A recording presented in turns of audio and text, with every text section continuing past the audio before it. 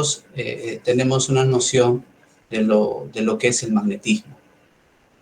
Conocemos muy bien que la Tierra, por ejemplo, que es donde habitamos y nuestro mundo habitual de nuestro día a día, tenemos una relación estrecha con lo que es el magnetismo, ¿no?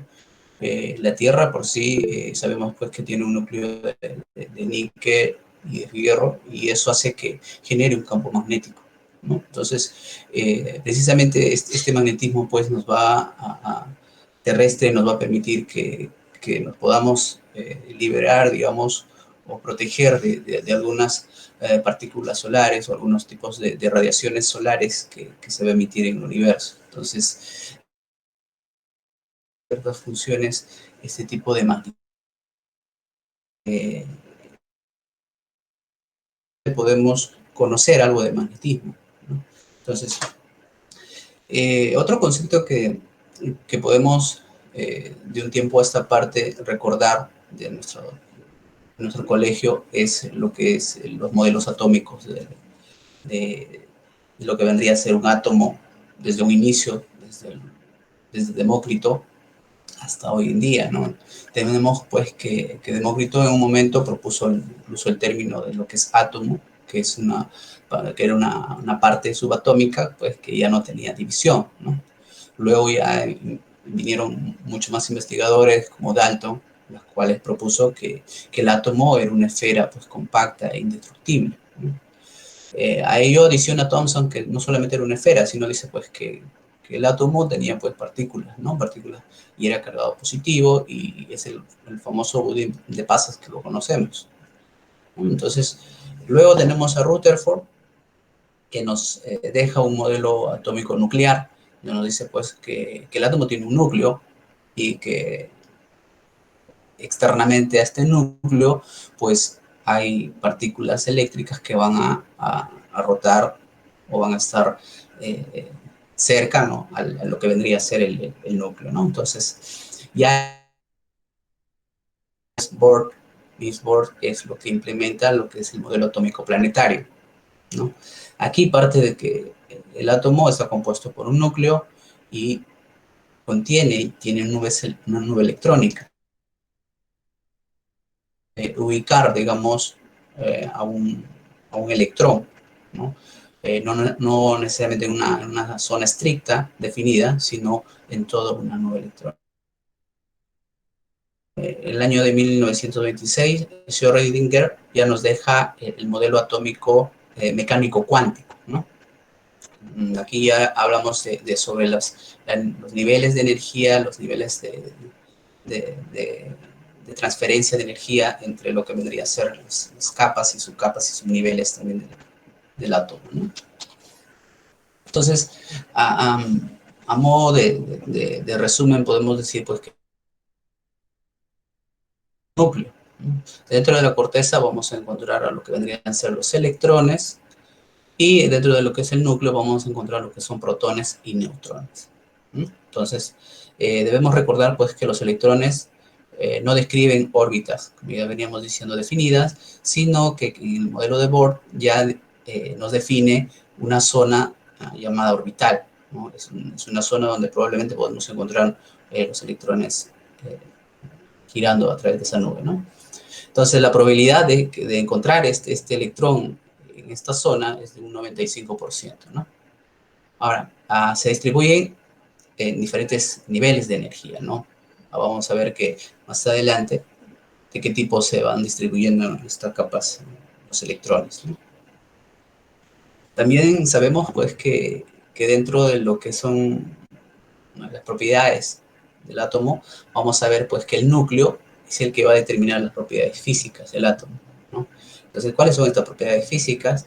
Pues que un átomo puede ser sólido, un líquido, ¿no?, gaseoso, o puede llegar a ser plasma, ¿no? Entonces, estas características físicas nos va a dar el núcleo, ¿no? Y recordando también a esto, pues sabemos que el número atómico va a ser igual al número de protones o electrones, ¿no?, con la famosa ley del P, si es un átomo estable, ¿no? Y sabemos que la masa es la suma de los protones y los neutrones. Entonces, de esta forma podemos decir que si tenemos un átomo, ¿no? Donde los protones es igual al número de neutrones, este átomo va a ser magnéticamente inactivo.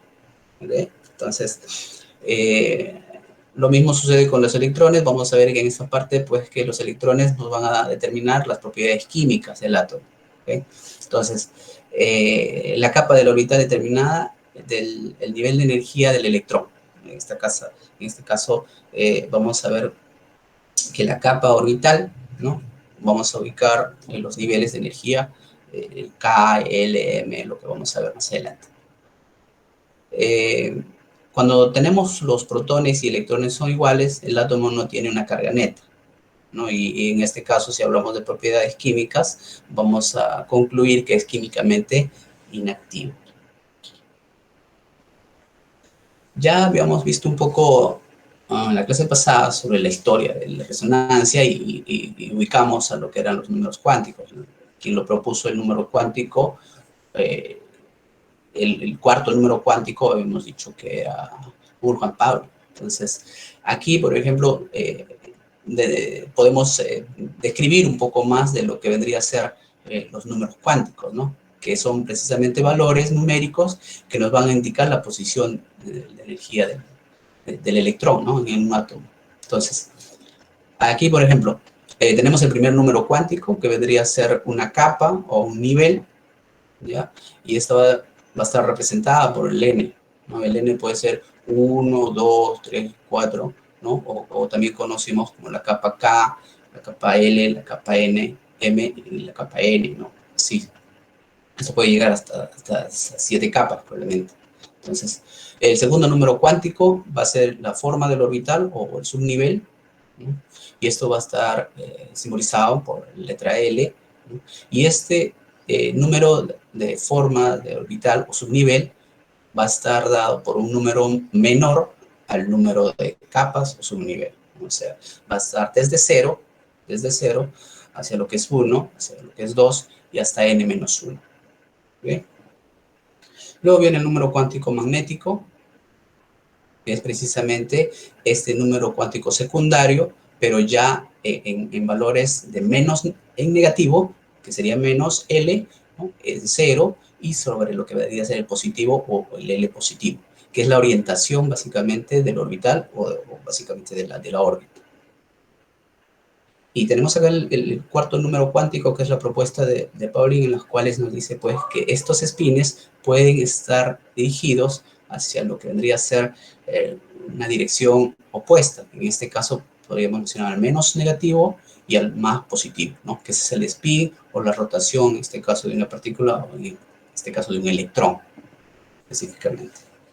Entonces, una vez que tenemos esta configuración de esta nube electrónica, ya nos da, digamos, la idea, ¿no? De que la distribución electrónica se va a dar a nivel de energético y por capas. ¿Okay? Entonces, es una forma como podemos ubicar en este espacio los electrones. ¿Okay? Veamos otro concepto que nosotros vamos a ir conociendo sobre lo que es el momento magnético de un núcleo. ¿Okay? Bien. Conocemos pues que un núcleo es una partícula cargada y esta va a contener o va a tener un giro, y este giro a la vez va a ser neto. ¿Okay? Esto genera un campo magnético paralelo al eje de giro de esta partícula. Este campo magnético es llamado momento magnético nuclear o momento angular o spin de una partícula. ¿Okay? Entonces, las partículas, sabemos que las partículas elementales son caracterizadas por sus magnitudes escalares y sus magnitudes vectoriales. Eso quiere decir que tiene un magneto, una magnitud, ¿no? Y también tiene una dirección. A la vez que tiene una dirección, también tiene un sentido. Un sentido, en este caso puede ser paralelo, un sentido hacia un campo, ¿no? Entonces, este tipo de magnitudes escalares y vectoriales va a ser inherente de la partícula del protón, en este caso de un protón, de un núcleo, ¿no? Y se conoce como un momento cinético intrínseco o spin. ¿Okay? Ahora, si nosotros introducimos un núcleo cargado, en este caso ya con su spin, dentro de un campo magnético, externo, ¿ya? Va a tener cierto comportamiento, en las cuales va a aparecer otro término, que es el momento magnético. Entonces, el momento magnético intrínseco de una partícula es proporcional, dice, a su momento cinético. ¿Esto qué me quiere decir? Que si nosotros tenemos una partícula cargada y esta está girando sobre su propio eje, este va a generar, pues, un momento magnético. ¿Okay? Este momento magnético, como vamos a verlo, se va a incluir dentro de un campo magnético principal o externo, va a generar dos tipos de momentos magnéticos, ¿no? Un momento magnético que puede seguir la dirección del campo magnético principal, o un momento magnético que va a seguir la dirección contraria al campo magnético externo o principal. Entonces, este tipo de comportamiento que tiene la partícula, en este caso un núcleo de un átomo, va a ser característico de cada uno, de cada elemento, de cada átomo. De un carbono, de un hidrógeno, de un fósforo, de un flúor, de un litio, va a ser distinto, cada uno su tipo de comportamiento. Entonces, decimos que estos momentos magnéticos, ¿no? Y este momento cinético de la partícula, a través de teoremas matemáticos, ambos conceptos se relacionan, ¿no? Y son proporcionales a otra constante que se denomina radio giromagnético y se mide en megahertz o Tesla, ¿no? Este es simbolizado, digamos, en una letra griega que es la gamma, ¿no? Entonces, si decimos que cuando gamma es mayor a cero, el momento magnético de esta partícula y el spin van en la misma dirección, ¿okay? Mientras que si gamma es menor a cero, el momento magnético y el spin van a ir en sentidos contrarios, ¿okay? Entonces, vamos a ver más adelante los distintos constantes giromagnéticas o radios giromagnéticos que es característico de cada elemento, ¿okay? Bien, sabemos que los protones, los neutrones y los neutrones y electrones giran, ¿no? Y rotan sobre su propio eje, ¿okay? Entonces, de aquí podemos decir, pues, y teniendo en conocimiento ya nuestro momento magnético y nuestro momento cinético, vamos a poder determinar que si existen pares de protones con spin up hacia arriba, conocemos, y con spin down hacia abajo, conocemos, estos spines se van a cancelar, ¿ok? Entonces, estos protones, y decimos si los protones y neutrones impares, en este caso si son impares, ¿no? Estos sí crean un spin neto, ¿ok? O sea, un spin que van a hacerlo magnéticamente, un núcleo magnéticamente activo, ¿ok? Entonces, todos estos conceptos vamos a irlo viendo un poco más a detalle más adelante. Veamos aquí un poco lo que es otro concepto y acerca del átomo de hidrógeno. Sabemos pues que el átomo de hidrógeno va a tener un núcleo, en su núcleo, ¿no? Va a contener un protón, ¿no? Y en su nube va a tener un electrón. Entonces, este es un átomo que no va a tener neutrón, es un átomo sin neutrón, ¿okay? Entonces, esta es una partícula de hidrógeno en las cuales nos vamos a enfocar bastante sobre la parte de este tema de la física de la resonancia. Entonces, es por eso que nosotros llamamos, o los libros lo conocen como la resonancia magnética de hidrógeno, ¿no? Porque también hay, para estudios de investigación, hay resonancia magnética de fósforo, resonancia magnética de carbono 13, entonces hay distintos tipos de resonancia magnéticas, pero para nuestro caso, para lo que es nuestro estudio médico, para el diagnóstico médico, lo hacemos a través de la resonancia magnética de hidrógeno. Entonces, isótopo es otro concepto que debemos recordar o debemos ir recordando sobre las características, lo que hace que un átomo tenga sus isótopos. Entonces, decimos que un átomo o tiene isótopos cuando tenemos el mismo átomo con distinto, tienen el mismo número atómico, pero distinto número de masa, ¿no? Hay isótopos como el oxígeno, el nitrógeno, el carbono y el propio hidrógeno. ¿Okay? Entonces, por lo tanto, la diferencia entre dos isótopos de un elemento es el número de neutrones en el núcleo. Entonces, ahora si conocemos el número de masa y el número atómico, podemos calcular obviamente el número de neutrones, que sería igual al número de masa menos el número atómico. Entonces, y aquí está, lo que vendremos a estar viendo, los isótopos del hidrógeno, que en este caso son 3. Y en particularmente en el caso del hidrógeno, estos isótopos van a tener sus nombres, ¿no? Tenemos el protio, donde tiene, pues, es un átomo de hidrógeno que tiene un núcleo, que es un protón y un electrón. En el deuterio el núcleo tiene un protón, un neutrón, su electrón. Y en el caso del tritio tiene un neutrón, 2 protones y un electrón. Entonces, de esta forma nosotros podemos identificar, en este caso, los isótopos de hidrógeno, ¿no? Pero alguien me puede decir, licenciado, pero usted dijo hace unos instantes dos diapositivas que no existía en el núcleo del hidrógeno protones, pero acá veo que existe.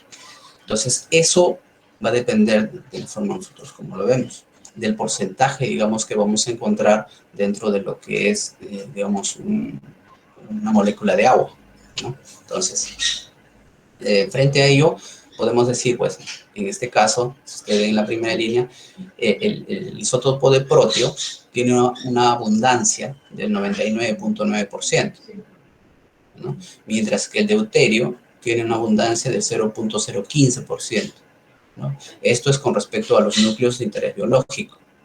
Entonces, de aquí partimos de que pues, el protio es el isótopo de mayor cantidad en el agua. Entonces, básicamente, prácticamente el deuterio es casi nada. Ahora, esto es en el tejido biológico, en el agua, ¿no? Pero sí existe para métodos de investigación lo que es el agua deuterada. Entonces, donde sí el porcentaje o la abundancia de este tipo de isótopo es mayor, ¿no? Al igual que el tritio también, que es un isótopo radioactivo, ¿no? Que va a decaer de una sustancia radiactiva, en este caso del litio. Entonces, esto es lo que no se va a usar, digamos, para fines biológicos, ¿no? Entonces, pero aquí, de acuerdo a la abundancia que tenemos, vamos a decir pues que el protio es simplemente con mayor abundancia, que es 99%, y a partir de ello, pues vamos a decir que simplemente el átomo de hidrógeno tiene un protón y un electrón. Y aquí también podemos ver sobre la constante giromagnética, lo que les mencionaba anteriormente, ¿no? Que para cada átomo, digamos, va a existir una constante giromagnética característico o individual de cada átomo. En este caso tenemos para el agua o para el protio 42.5774, que es una constante giromagnética, ¿no? Igual lo tenemos del helio, que es 32, del litio 6, que es 2, y así sucesivamente, ¿no? Y hay resonancias magnéticas, como les digo, sobre otros tipos de átomos, que en este caso tendría el flúor 19, o el flúor, el oxígeno 17, ¿no? Que en este caso también, de acuerdo a su porcentaje de abundancia, ¿no? Nos permite hacer investigaciones o permiten a los físicos o investigadores hacer investigaciones sobre estos núcleos impares, ¿no? Entonces, es una tabla muy resumido de lo que podríamos encontrar, incluso las frecuencias de precesión de estas partículas o de estos átomos de acuerdo a un campo de 1.5 Tesla, ¿no? Bien, entonces veamos lo que es la relación del núcleo y el campo magnético. Ya sabemos pues que tenemos una corriente eléctrica o una partícula cargada, que esta partícula cargada en movimiento nos va a generar una corriente eléctrica, ¿no? Y esta corriente eléctrica pues va a generar, a crear un campo magnético, ¿ya? Entonces, ese es un principio que, que sucede en lo que es el electromagnetismo. Entonces, veamos en este caso un núcleo en un estado natural, ¿no? Un núcleo atómico, un núcleo de hidrógeno, en este caso en un estado natural, ¿no? Lo que normalmente lo vamos a encontrar de una forma aleatoria, de una forma al azar, las direcciones. Francisco, disculpa que te interrumpa un Sí, minuto. Creo que hay una alumna que ha levantado la mano. ok. Daniela, Sí, parece. licenciada, disculpe, es impresionante casualidad. Ah, ya, ok, no te preocupes. Disculpen.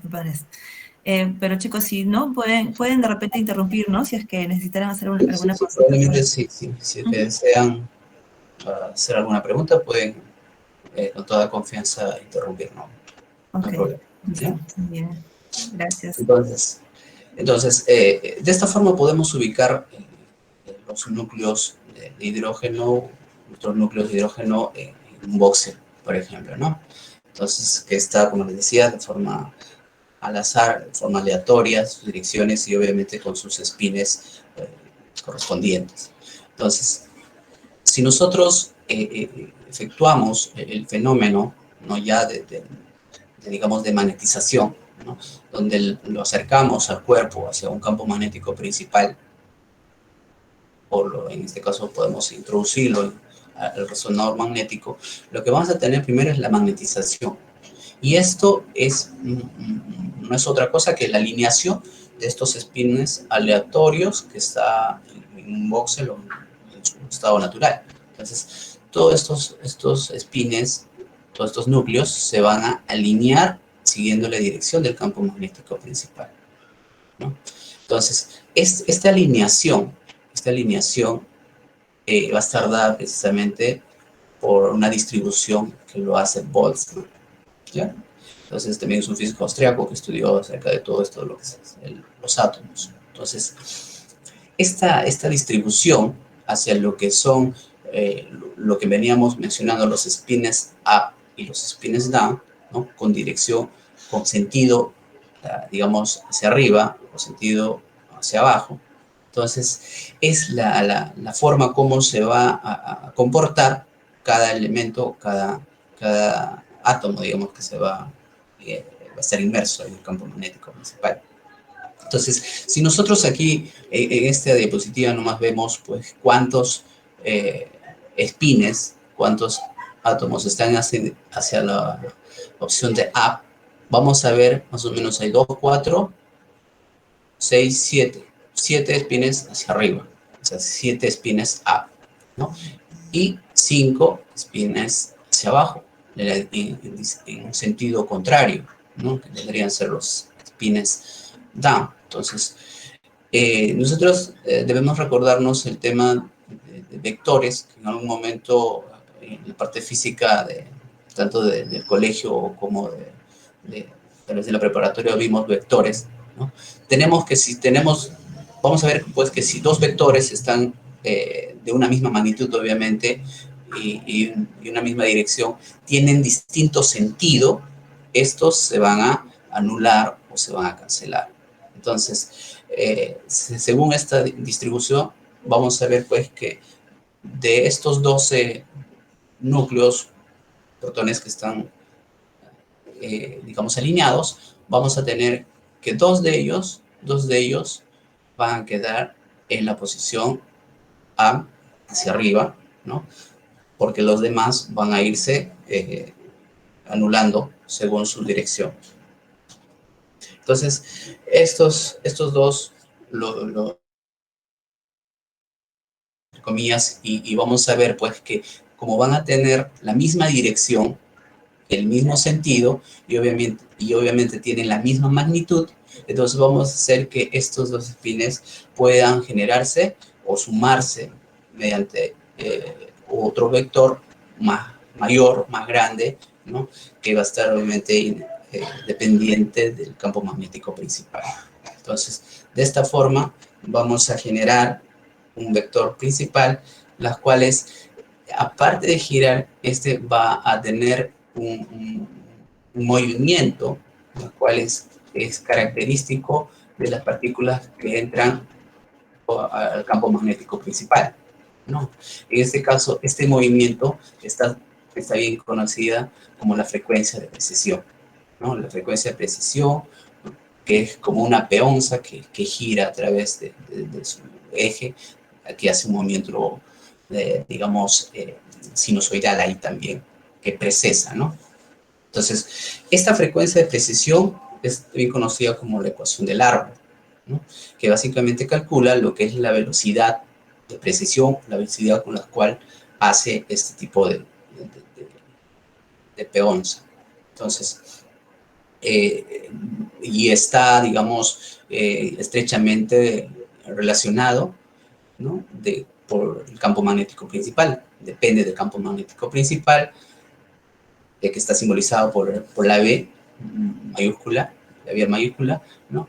Y lo que vendría a ser también por la constante giromagnética, en este caso gamma, que habíamos ya mencionado anteriormente, que es característico y peculiar de cada átomo y de cada protón, en este caso, ¿no? Entonces, de esta forma, vamos a poder identificar la frecuencia de precesión de cada átomo. ¿Okay?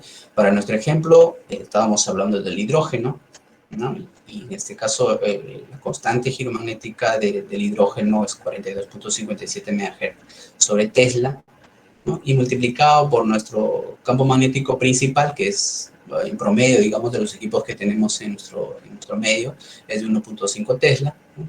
Va a ser 63.86 MHz, ¿no? Entonces, es en este rango, digamos, de esta frecuencia de precesión que podemos nosotros alterar o perturbar a nuestros protones de hidrógeno de 63.86 MHz.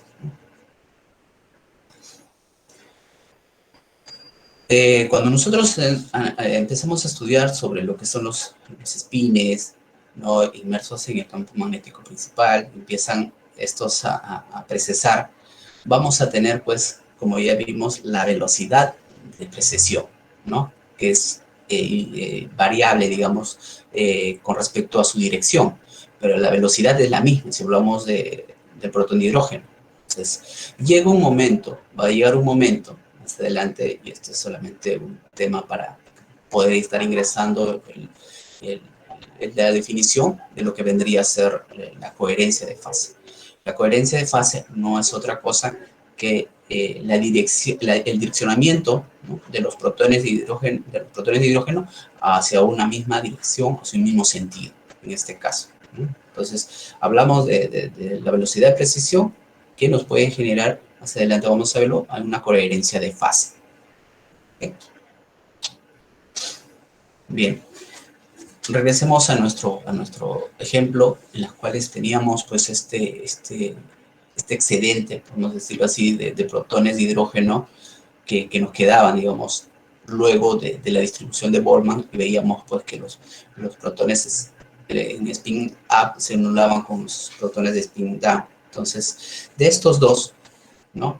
Se caracteriza principalmente porque hay una distribución, aparte de la de Boltzmann, existe el principio de exclusión, que es de Pauli, ¿no? El principio de exclusión de Pauli. Entonces, donde nos decía, pues, que de acuerdo a los niveles de energía, ¿no? Estos se podrían distribuir, ¿no?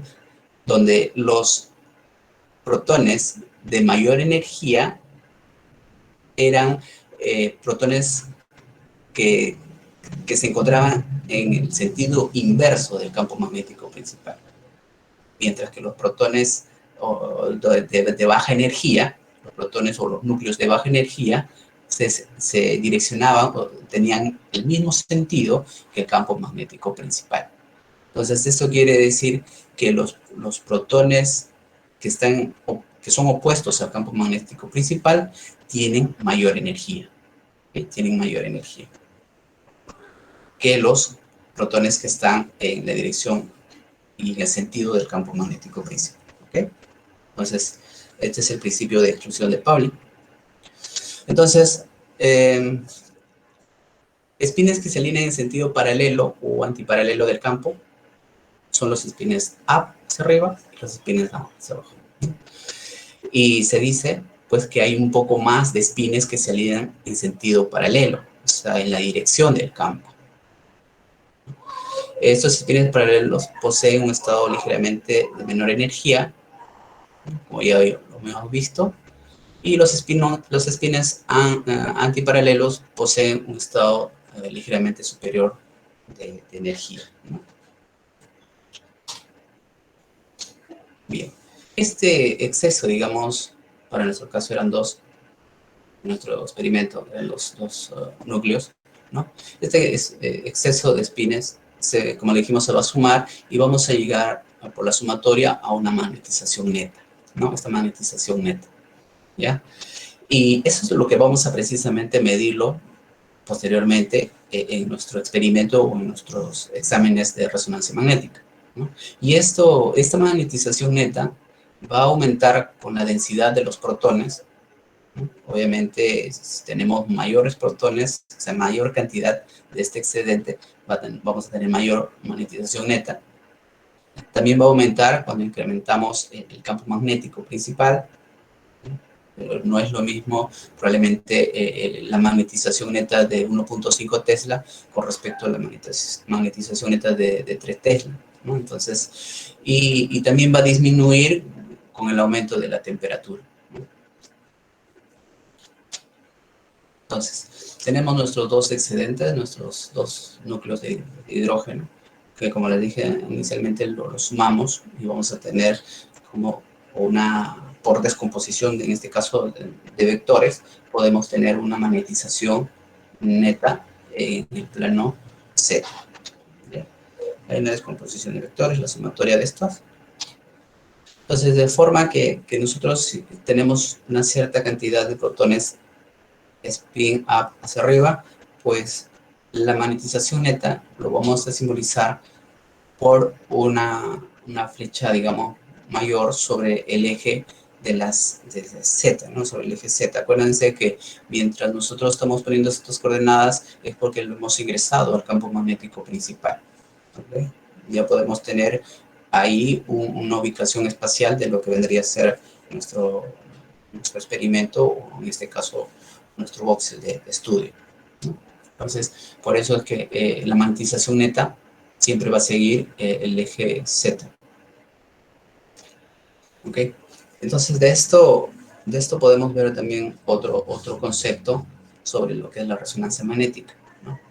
¿Qué podemos entender a veces por resonancia magnética? Entonces, hay una definición, hay definiciones, distintos tipos de definiciones, pero una definición más entendible y tal vez la más reducida con pocos términos para poder entender, podemos decir pues que la resonancia magnética es la transferencia de energía a una misma frecuencia, punto, ahí acaba. Y es que realmente es nada más eso. Entonces, una resonancia es la oscilación, dice la misma frecuencia como respuesta acústica de una oscilación inicial. Entonces, si estamos en resonancia, transmitimos energía. Entonces, eso es un término sucinto de lo que es resonancia magnética. Entonces, partiendo de estos pequeños conceptos, como les digo, y sencillos, vamos a ir viendo cómo se va a ir efectuándose en nuestro experimento o en nuestro estudio. El otro término que debemos ir aprendiendo son los pulsos de radiofrecuencia, ¿no? Los pulsos de radiofrecuencia van a ser la energía aplicada a los espines dentro del campo magnético, ¿ok? Esta energía que vamos a aplicar va a estar, digamos, en concordancia con lo que es la frecuencia del arma. Si nosotros queremos alterar o estimular a un grupo de protones que precesan a una determinada frecuencia, ¿no? Nosotros tenemos que ubicar un pulso de radiofrecuencia similar a esa frecuencia de precesión. Entonces, si nosotros ubicamos un pulso similar a esa frecuencia de precesión de esos protones, nosotros vamos a poder estimularlo, lo vamos a poder perturbar a ese sistema. ¿ok? Entonces, como sabemos, este pulso de radiofrecuencia lo va a estimular, va a transmitir energía, ¿no? Y va a hacer que este protones de hidrógeno cambien su dirección de la magnetización neta. Entonces, dentro de lo que vendría a ser esta magnetización neta, que lo ubicamos en el plano, en el eje Z, ¿no? Cada vez que nosotros perturbamos o le damos mayor energía, digamos, a este sistema, va a generar ángulos. Esta magnetización neta se va a desplazar formando ángulos, ¿no? Si es una línea vertical, si se desplaza va a formar ángulos. Entonces, de esta forma nosotros podemos, digamos, graficar cómo un pulso de radiofrecuencia perturba a un sistema, en este caso de equilibrio, que vendría a ser la sumatoria del campo magnético principal, perdón, la sumatoria del campo magnético en el eje Z, ¿no? Entonces, el flip angle que vamos a ir viendo es el ángulo total que deflecta una magnetización neta por un pulso de radiofrecuencia, como les digo, ¿no? O sea, eso nos mide, digamos, cuánto de energía le estamos dando a esta magnetización neta. Entonces, mientras mayor sea la energía o el pulso de radiofrecuencia, obviamente mayor va a ser el ángulo de deflexión. Entonces, aquí tenemos un ángulo alfa, ¿ok? Puede ser un ángulo de 90 y puede ser un ángulo de 180. Entonces, eso quiere decir que en 180 el pulso de radiofrecuencia es mayor, ¿no? Y el sistema ha absorbido mayor energía y obviamente se deflecta hacia el ángulo de 180 en un sentido opuesto. ¿Okay? Mientras que en el ángulo de 90 simplemente deflecta al plano XY.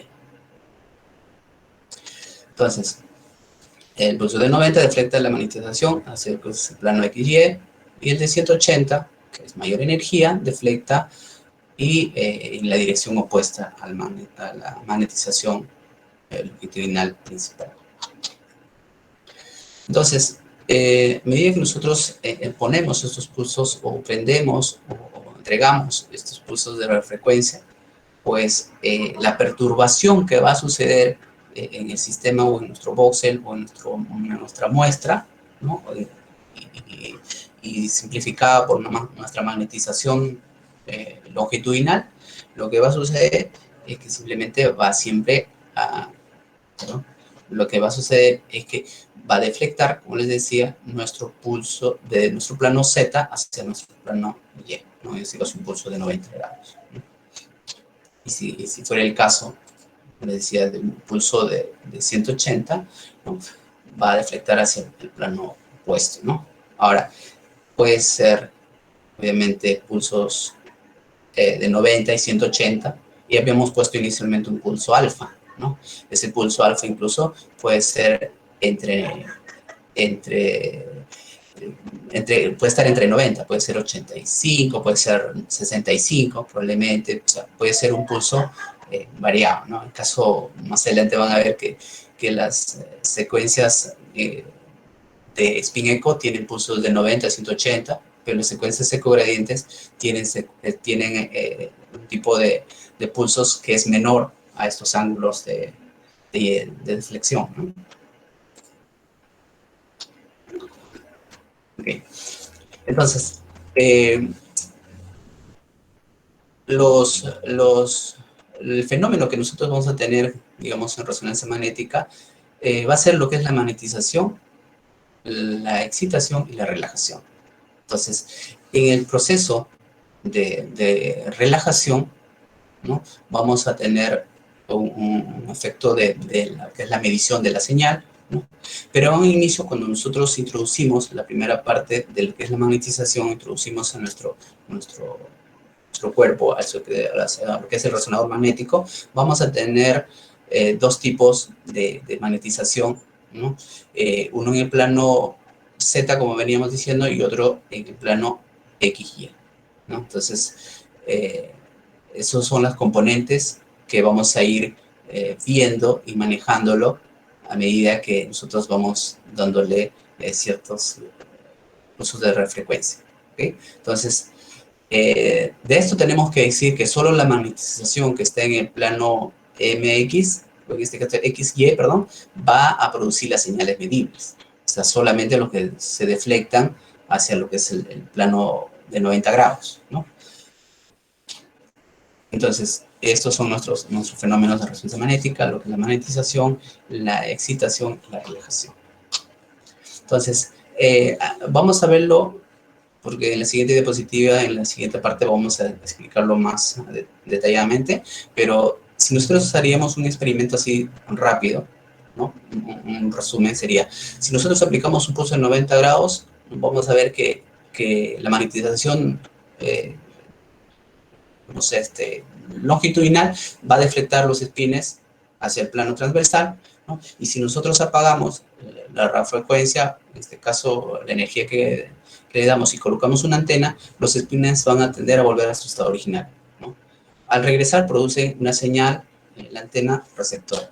Entonces, esto es como nosotros podemos evidenciar, digamos, el experimento en el plano longitudinal, ¿no? En el plano del eje de las zetas, y esto es como lo podemos ver en el plano transversal. ¿Ok? Entonces, la relajación, como dijimos, es la forma como se va recobrando paulatinamente el estado de equilibrio, ¿no? De la magnetización longitudinal hacia el eje Z, ¿no? Y existen dos tipos de relajación, lo que es la longitudinal y la relajación transversal. Si tuviéramos simplemente un pulso de 90 grados, en este caso, vamos a ver pues que después de este pulso de 90 grados va a existir, digamos, después de estimularlo, va a existir una respuesta, digamos, de este medio, una respuesta a través de lo que es la liberación de la energía. Esta liberación de energía lo vamos a captar, lo vamos a absorber o interpretar como unas ondas, ¿no? Unas ondas que van a decaer paulatinamente hasta recuperarse completamente en el plano de longitudinal. Este tipo de relajación longitudinal también se conoce como spin red o spin lattice, ¿no? Y lo que es la relajación transversal se va a conocer como spin-spin, que se va a dar básicamente entre los protones de hidrógeno. ¿Okay? Muy bien, voy a mostrarles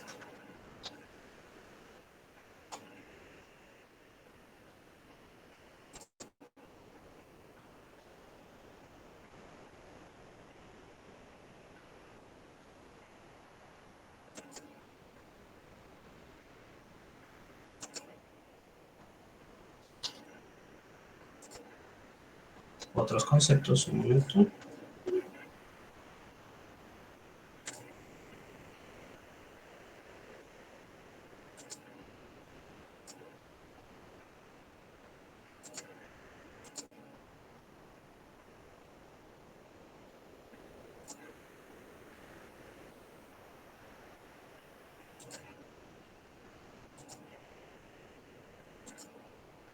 ¿Lo logran ver? ¿Sí? Sí, profesor. Sí, ok, conceptos físicos. Veamos. Seguimos viendo un poco más de conceptos físicos. Veamos ahora lo que es el agua. ¿Ok? El agua. Sabemos que los 2/3 de la superficie terrestre contiene agua. ¿Ok? Y el agua vamos a encontrarlo en un estado líquido entre lo que vendría a ser los 0 grados y 100 grados centígrados. ¿Ok? Sabemos también que el agua va a tener un movimiento, el movimiento browniano inherente del agua. Tiene un efecto bipolar, sabemos por las partes de esta molécula del agua que contiene el hidrógeno y el oxígeno, perdón, el hidrógeno y el oxígeno, claro, ¿no? Y sabemos que es un disolvente universal, ¿no?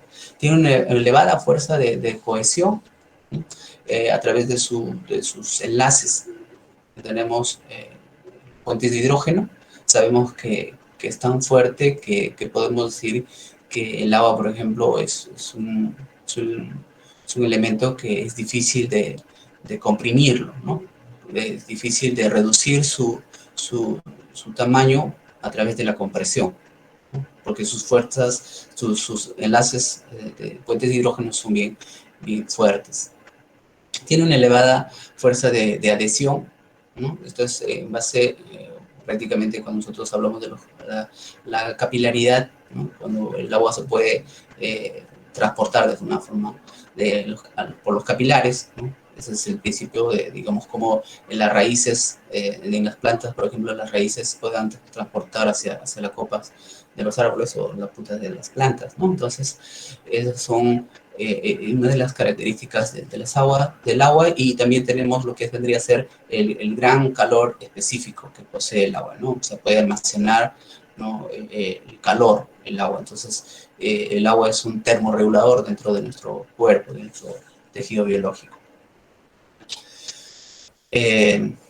Hay una serie de organismos vivos que contienen distintos porcentajes de agua. En este caso, existe desde el 50 hasta el 99% de organismos que pueden contener agua en su estructura, ¿no? En el caso del ser humano está aproximadamente entre 70 y 75%, que es la composición líquida de nuestro cuerpo. Entonces, por lo tanto, debemos saber que el agua también es mayor, eh, es muy sensible, vamos a decirlo así, tiene una alta sensibilidad al campo magnético, ¿no? Entonces, el agua lo podemos encontrar en nuestro organismo como agua libre o agua ligada, ¿no? Entonces, si es que podemos encontrarlo como el líquido libre, lo sabemos, ¿no? Pero en la ligada podemos encontrar macromoléculas, como podría ser proteínas, o podría ser los lípidos también, ¿no?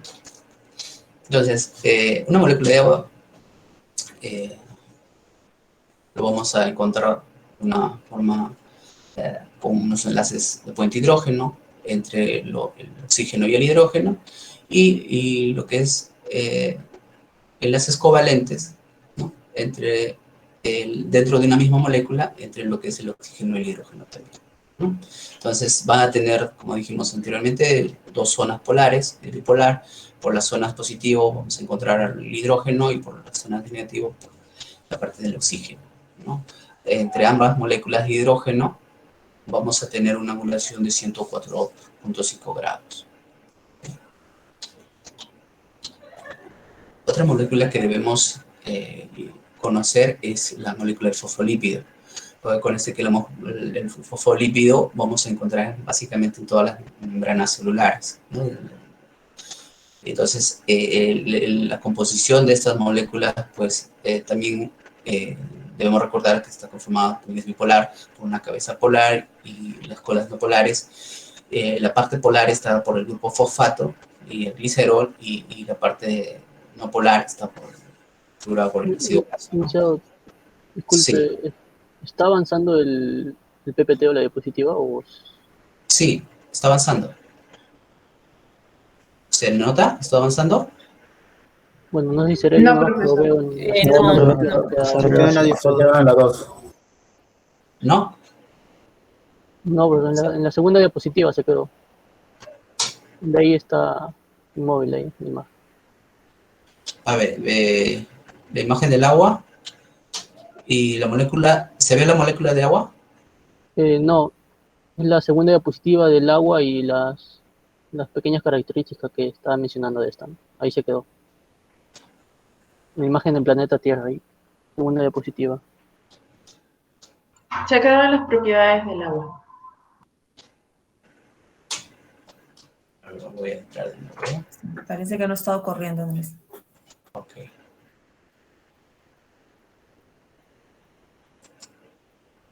A ver, un momento.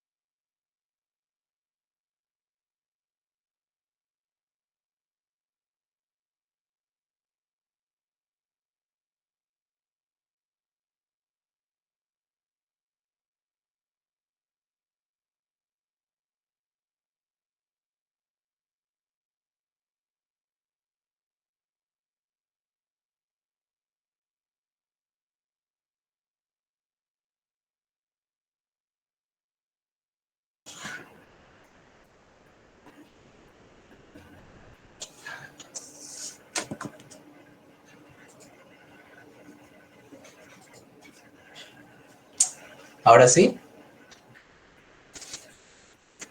Sí, profesor. Y ahora sí. ¿Vieron esto? Bueno, Sí, profesor, se ve. Ahí se quedó. Ya, ok. Ahí se quedó. Ya. Esta es la diapositiva entonces del 75% del agua que habíamos mencionado.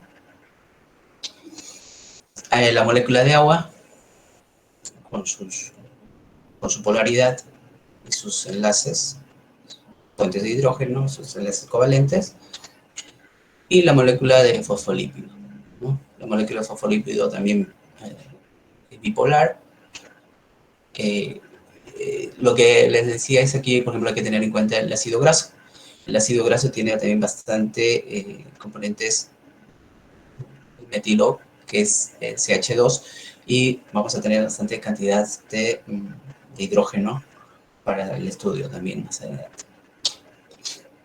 Entonces, el spin sabemos que es la rotación de una partícula sobre su eje, lo va a tener los electrones, protones, neutrones, y las partículas cargadas eléctricamente rotando son magnéticas. Esto sea medida de repaso. El momento magnético es la rotación de una partícula cargada, ¿no? Crea un pequeño campo magnético, está representada por un vector, ¿no? Y este vector va a tener, como dijimos, lo que es la magnitud, la dirección y lo que vendría a ser el sentido. ¿Okay? Entonces, veamos este otro concepto también que es frecuencia. Inicialmente ya habíamos visto lo que es la frecuencia de precisión, frecuencia del arma, pero si nosotros queremos determinar un poco más de lo que es como frecuencia, simplemente un concepto, ¿no? Debemos decir que la frecuencia es un número de repeticiones, ¿no? En un determinado tiempo. ¿Okay? Entonces, por eso tenemos frecuencias respiratorias, frecuencias cardíacas, que es un número de repeticiones que lo vamos a analizar en un determinado momento, en un determinado tiempo. Entonces, dijimos también que la frecuencia de precisión del hidrógeno es de 42 MHz, en este caso de un Tesla, y si tuviéramos un 1.5 Tesla es de 63 MHz, en este caso redondeando los valores, ¿no? Ok. El otro concepto que debemos conocer es acerca de las gradientes magnéticas, ¿no? Existen dos tipos de gradientes magnéticas para poder a veces entender. Se me hacía difícil anteriormente entender sobre lo que son gradientes, ¿no? Porque en un momento se habla sobre gradientes y de pronto hablamos de gráficos y de pronto hablamos de valores y llega a confundir. Bueno, a mí me confunde en algún momento. Entonces, podemos decir que existen dos tipos, para entenderlo así, de medios didácticos, pues, dos tipos de gradientes. Unos gradientes que vamos a entenderlo como hardware y unos gradientes que vamos a entenderlo como software. O sea, uno gradiente podemos entenderlo qué es una gradiente, y el otro podemos decir cómo funciona, ¿no? Para entenderlo, o sea, qué es y cómo funciona de esta forma. Entonces, una gradiente magnética podemos entenderlo como una variación del campo magnético en una dirección, ¿no? O sea, nos vamos a imaginar que dentro de lo que es el túnel del magneto, ¿no? Vamos a encontrar una parte de ingreso del magneto y otra parte de salida del magneto. Y sobre ello va a generar, pues, una variación del campo magnético, ¿no? Unas variaciones que se van a dar, pues, de acuerdo a una amplitud, ¿no? Una amplitud que se va a hacer en cada distancia, una variación del teslaje. En este caso va a haber militesla en un metro. Entonces, esa es la amplitud que se conoce de una gradiente, ¿no? Y está simbolizada por una pendiente, en este caso, ¿no? La pendiente nos indica una variación del campo magnético en determinada distancia, ¿no? Esto va a conllevar muchas veces a lo que es la resolución espacial, ¿no? Nos va a conllevar a lo que es el grosor de corte y el field of view. ¿Okay? Entonces, de acuerdo a estas gradientes que nosotros podemos conocer, digamos, vamos a tener incluso que algunos equipos van a ser distintos a otros, ¿no?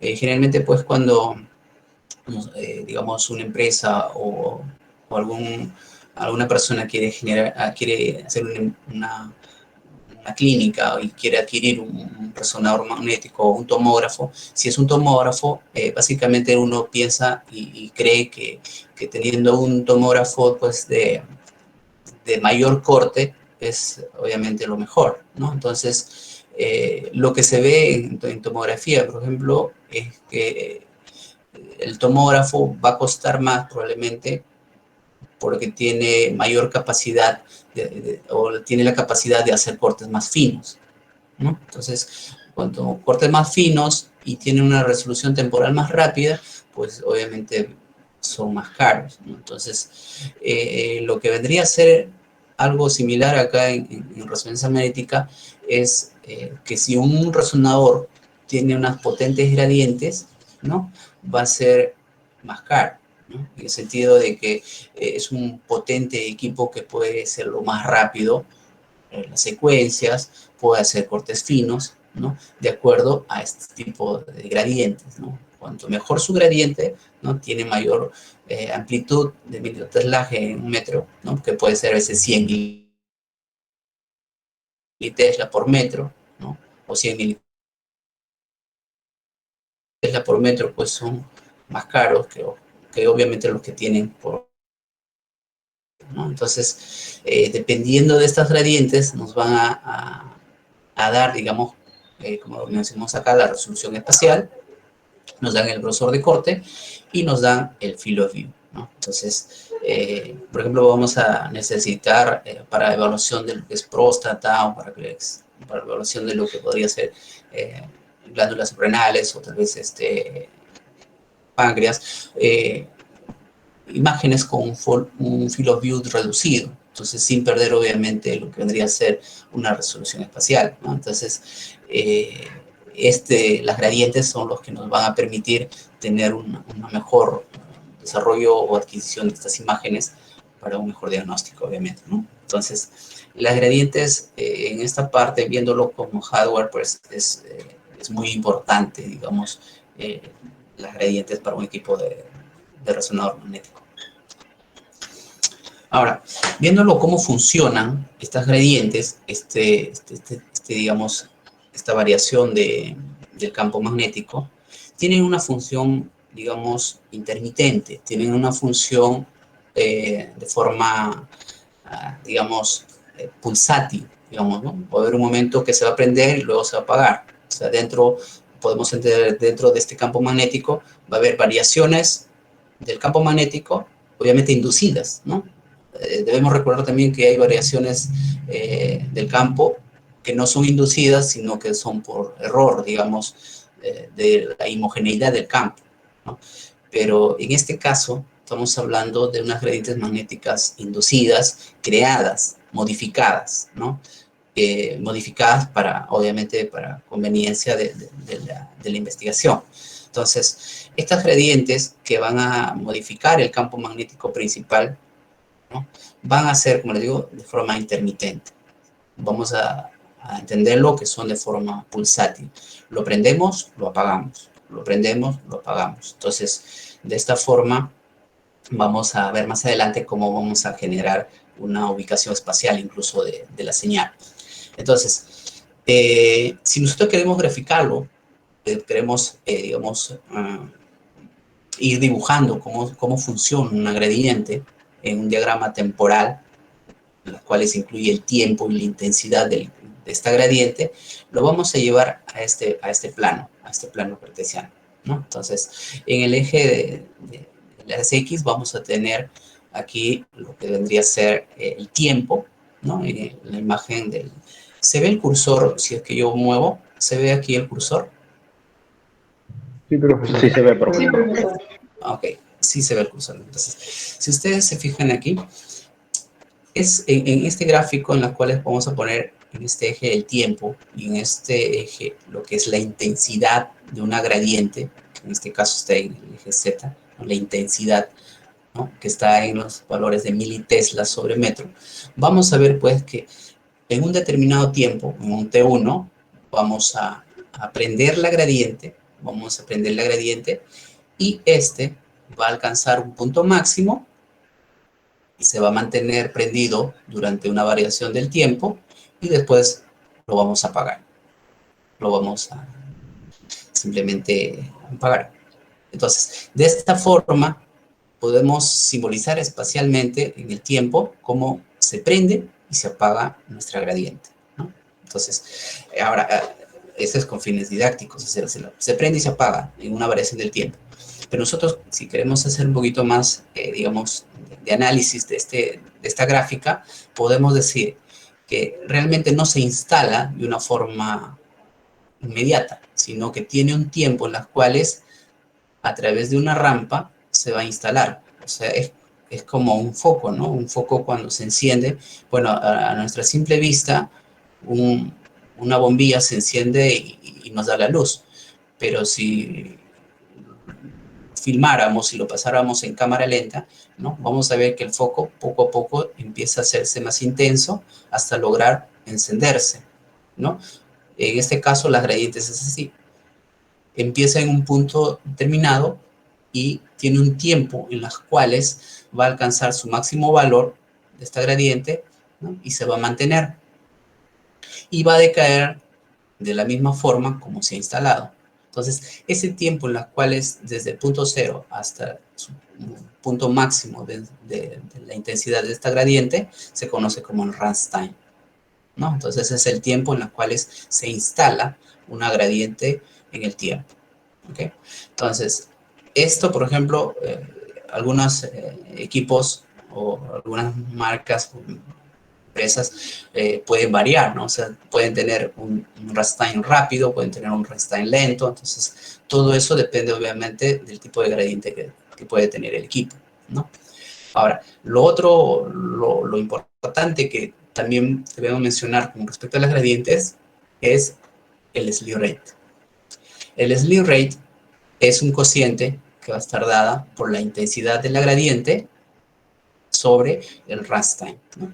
Es sobre el runtime. Entonces, este cociente es la velocidad en las cuales, digamos, trepa, de cómo se instala hacia lo que vendría a ser la máxima intensidad de esta gradiente, no es la velocidad, ¿no? El slew rate. Entonces, de esta forma, pues, cuanto más slew rate tenga, o más rápido sea el slew rate, sea la gradiente, pues el equipo, el resonador magnético va a ser obviamente más caro, ¿no? Entonces, de esta forma, pues, podemos identificar o visualizar una forma de la gradiente, ¿no? Ahora, en la parte de aquí, en la parte inferior, vemos, pues, que una variación de esta gradiente, ¿no? Así como puede existir esta gradiente en un plano, digamos, positivo, hacia lo que es el marco superior derecho. Puede existir también gradientes que sean negativos, ¿no? Y existen gradientes negativos que en este caso lo vamos a verificar hacia la parte inferior del lado derecho. Entonces, y el punto en los cuales pasa de la gradiente, en este caso negativa, hacia una gradiente positiva, el punto en el cual pasa el máximo punto negativo hacia el máximo punto positivo, se conoce como el runtime, ¿no? Y estas gradientes son las conocidas, son las gradientes bipolares también, ¿no? Son las gradientes bipolares que vamos a ir viendo más adelante también. ¿Okay? Entonces, regresamos a nuestro fenómeno. Seguimos ahí viendo, pues, si aplicamos allá nuestra magnetización longitudinal, pulso de 90, deflectan los espines, apagamos la radiofrecuencia, colocamos una antena, los espines, ya habíamos dicho, tenderán a volverse a su estado original, y al regresar esto produce una señal en nuestras antenas receptoras. ¿Okay? Entonces, recordemos que siempre vamos a encontrar de la forma aleatoria los protones de hidrógeno en nuestro cuerpo, ¿no? En este caso vamos a ver un boxer.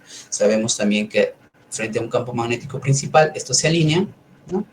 Y tenemos aquí los alineados. Sabemos, pues, que existe un excedente de espines y sobre todo siguiendo el campo magnético principal, que se van a ir hacia arriba, siguiendo la dirección del campo magnético, ¿no? Mientras que los que están en spin down, hacia abajo, en sentido contrario al campo magnético, estos se van a anular entre sí. Entonces, si nosotros vemos esto y lo llevamos al eje de coordenadas, como decía, siempre ingresando al campo magnético principal, esto va a estar en la dirección del eje Z. ¿Okay? Ahora, olvidémonos de aquí, y básicamente ya con los 4 espines, olvidémonos para entender un poco mejor de lo que vendría a ser simplemente estos protones de hidrógeno, y veamos como si fueran vectores nada más, ¿ok? Veámoslos como si fueran vectores, en este caso, o flechitas hacia arriba, que vendrían a ser los vectores up y los vectores down hacia abajo, ¿ok?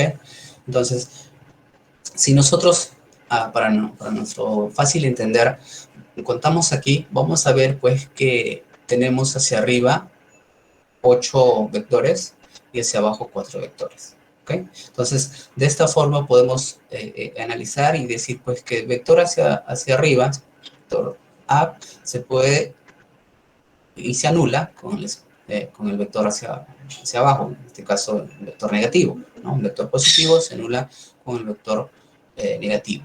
Entonces, simplemente si hacemos anulación de vectores. Ahora, yendo un poco más específicos, podemos entender simplemente hacia arriba, hacia abajo se anula, ¿no? Pero realmente lo que sucede es lo que hicimos en física en nuestro colegio, ¿no? Que es la descomposición precisamente de estos vectores en el plano X y en el plano Y, ¿no? La descomposición de estos vectores nos va a hacer precisamente anular, ¿no? Las fuerzas que están con respecto al sentido positivo, con respecto al sentido negativo. Entonces, de esto nos va a quedar simplemente 4 vectores, digamos, hacia arriba o positivos. Entonces, estos 4 vectores, como dije, va a crear una magnetización neta, una magnetización principal. ¿Okay? Y así, por la descomposición de vectores, tenemos una principal. Pero realmente, siendo también un poco más específicos, a la vez no es que vamos a tener, digamos, una flecha principal, así como lo mencionamos, ¿no? Sino siempre se van a mantener, digamos, los espines, regresando a nuestro experimento, los espines procesando, y obviamente con una magnetización general o longitudinal, simbolizadas con la flecha azul, amarilla. ¿Okay? Entonces, si a este sistema, equilibrio, vamos a decirlo así, equilibrio, ¿no? Le perturbamos y le mandamos una onda de radiofrecuencia, lo que va a suceder es pues que los protones, en este caso los vectores que están hacia arriba y algunos vectores, ¿no? Van a absorber esta energía. Al absorber esta energía, que es la onda de radiofrecuencia, lo que va a hacer es, por el principio de exclusión de Pauling, a invertirse. Al ganar energía, se invierten y se van hacia la parte opuesta o hacia la parte negativa, ¿no? Entonces, de esta forma, cuando un spin logra absorber energía, esta se va hacia la parte inferior.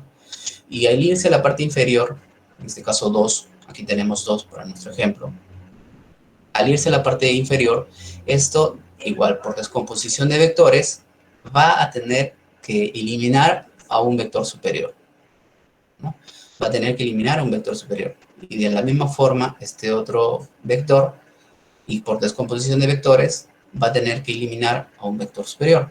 De esta forma, queda que la suma de estos vectores restantes, estos vectores que quedan, no va a ser lo mismo que la suma de los vectores de un inicio. Por lo tanto, nosotros podemos deducir que cada vez que hay una perturbación por una onda de radiofrecuencia, vamos a tener una disminución de una magnetización del vector de magnetización neta, ¿no? En este caso, la magnetización neta se va a reducir.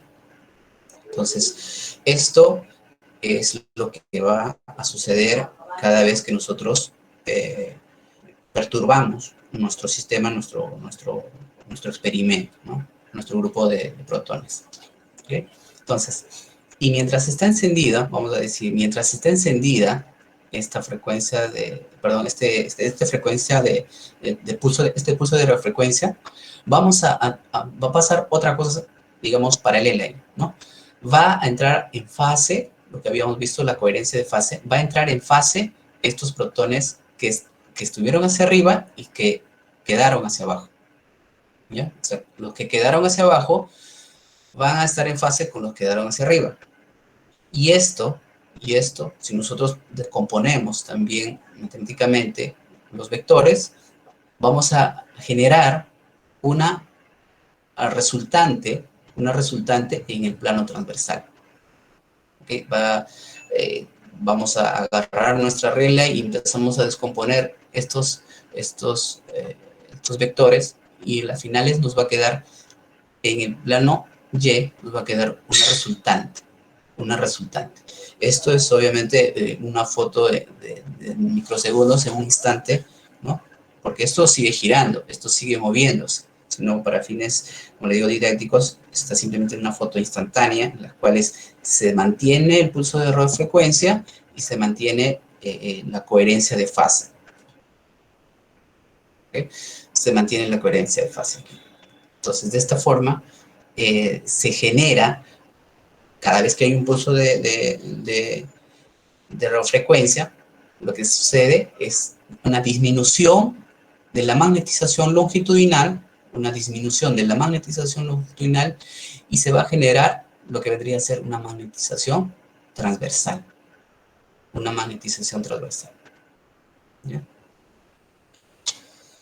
Entonces, como les digo, si esta magnetización transversal permanece con la energía que se le va dando a través de las ondas de refrecuencia, esto nos va a generar, obviamente, una señal, ¿no? Una onda eléctrica que nos va a dar, que es correspondiente a lo que vendría a ser el momento de giro que da sobre su eje del Y. Entonces, como ven en el gráfico, a medida que va, en este caso ya se apaga. Mira, al apagarse la onda de refrecuencia, ¿no? Al dejarse de excitar, digamos, nuestra onda de frecuencia, lo que va a suceder es que de lo que está en nuestro plano XY, de lo que está en nuestro plano XY, ¿no?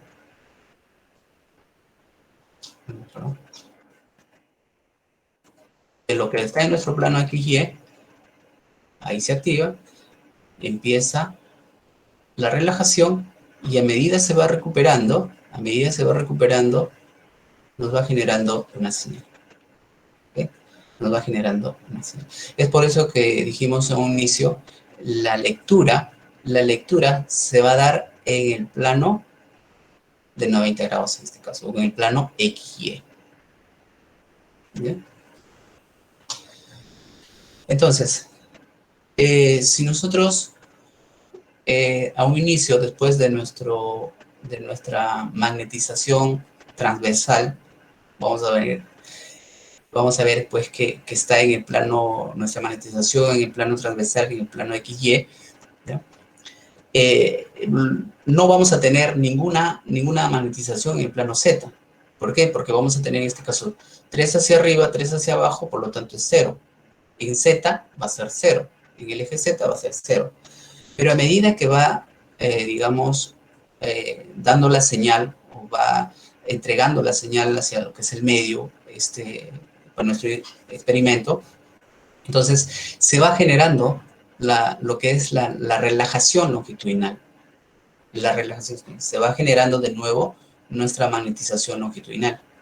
Y a medida que van perdiendo la energía, estos espines hacia abajo, recuérdense que tenían la mayor energía, a medida que van perdiendo, va aumentando lo que vendría a ser la relajación longitudinal, ¿no? Va aumentando la relajación longitudinal hasta un punto, pues, que ya se recupere completamente en equilibrio nuestro sistema, ¿no? Y ya tengamos una magnetización longitudinal en el plano Z. ¿no? Entonces, este tipo de recuperación que podemos ver aquí en el aumento de lo que es la relajación longitudinal es del tipo exponencial, va creciendo, aumentando.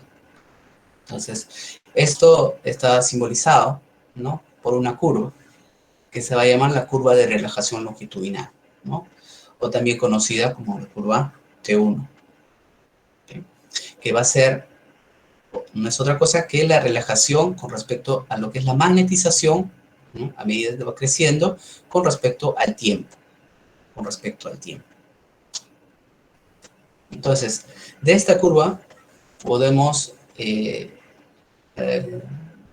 aprender y podemos decir lo siguiente, que mientras la magnetización se va recuperando, y mientras la magnetización se va recuperando, y llegue hasta un 63% de su recuperación, de su relajación, ¿okay?, cuando llega a un 63%, se va a conocer como T1, básicamente, como T1. Cuando llegue a un 100%, cuando se recupere completamente nuestro experimento, nuestro sistema, cuando llegue a un 100%, es que probablemente haya pasado 5 veces el T1. ¿Okay? Entonces, la curva de relajación longitudinal, T1 no es toda la curva. Si nosotros queremos llamarlo como T1 simplemente, el T1 simplemente en este caso, de recuperación longitudinal, de esta curva de relajación, el T1 va a ser cuando llegue a un 63%, nada más a un 63%. Ahí es el T1 de un tejido. ¿Okay? Y es precisamente cuando llega a un 63%, nos da una cierta densidad o una cierta niveles de grises entre estructuras, obviamente dependiendo de cada voxel, ¿no?, que nos va a permitir diferenciar, digamos, sus componentes internos del voxel. Entonces, es por ello que mientras sea en otros puntos, puede ser por T2 o 3 T1, perdón, ¿no?, por 3 T1, entonces esto no es una imagen que pueda corresponder a un buen, digamos, contraste de imagen, ¿no? Entonces, un buen T1 de un compuesto, de una materia, tiene que llegar a un 63% para que nos pueda dar una buena densidad de imagen de contraste, ¿no? Entonces, este es otro ejemplo, las cuales nos grafica cómo pues se va recuperando a medida que se va recuperando la curva de relajación longitudinal, ¿no? Y se llama T1 cuando alcanza su 63% de este sistema. Ahora vemos lo que es la relajación transversal. La relajación transversal sucede en el mismo tiempo, como ya lo estábamos viendo, que la relajación longitudinal. A medida que nosotros perdíamos la magnetización longitudinal, empezaba a crecer lo que vendría a ser la magnetización transversal. Ahora, cuando dejamos de inyectar el pulso de radiofrecuencia, lo que sucede es que esta magnetización transversal va a tender a relajarse. Va a tender a relajarse de tal forma que se va a ir reduciendo también su valor. Y si nosotros viéramos como si fuera de la parte superior de un cilindro, vamos a ver que estos vectores se van a proyectar hacia el plano y lo vamos a ir observando que de tal manera que a medida que se va relajando, se va disgregando. Estos vectores se van disgregando de acuerdo a su medio, a su entorno, se va relajando, ¿no?, hasta que en un punto llegue a perderse obviamente que es la relajación transversal. Entonces, de esta forma nosotros podemos imaginarnos cómo va perdiendo la relajación transversal, se va perdiendo en el eje X, Y, ¿no? Entonces, es así cuando pierde lo que es la relajación transversal y se gana lo que es la magnetización longitudinal. Entonces, este principio también de relajación transversal se va a graficar mediante esta curva, ¿no? Esta curva de rango negativo, las cuales vamos a poder determinar el tiempo de relajación de las estructuras o de un medio. Y esto también es lo que nos simboliza, digamos, este tipo de imágenes, en este caso, desde el punto de cuando cae la magnetización longitudinal al plano transversal, cae, ¿no? Entonces, desde ahí empieza a recuperarse, o en este caso, a relajarse, ¿no? Se relaja el sistema, ¿no? Hasta un determinado tiempo. En este caso, viendo nuestros gráficos, digamos, de los vectores, va a disgregarse completamente hacia lo que vendría a ser el plano XY. Entonces, cuando hablamos de la curva transversal o de la relajación transversal T2, decimos pues que cuando se recupera esta relajación transversal hasta el 37%, hablamos de un T2. Hablamos de un T2, ¿no? De tal forma que en las curvas T2 vamos a ver pues que en el valor del 37% de recuperación vamos a tener un buen en relación del fondo con el objeto y nos va a dar una mejor caracterización de las densidades, ¿no? Entonces, eso es con respecto a lo que es la curva de relajación T2 con sus valores de 37%. Entonces, ambas curvas están en constante relación. Suceden, digamos, de manera distinta, ¿no? Pero vistos, digamos, desde una perspectiva, ambos suceden al mismo tiempo, ¿no? Mientras uno se recupera en el plano longitudinal, ¿no? El otro se recupera en el plano del XY, ¿no?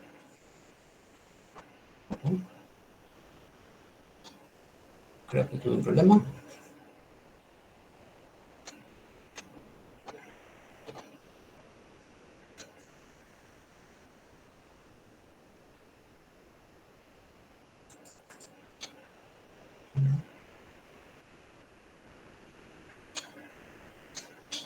A ver, un momento.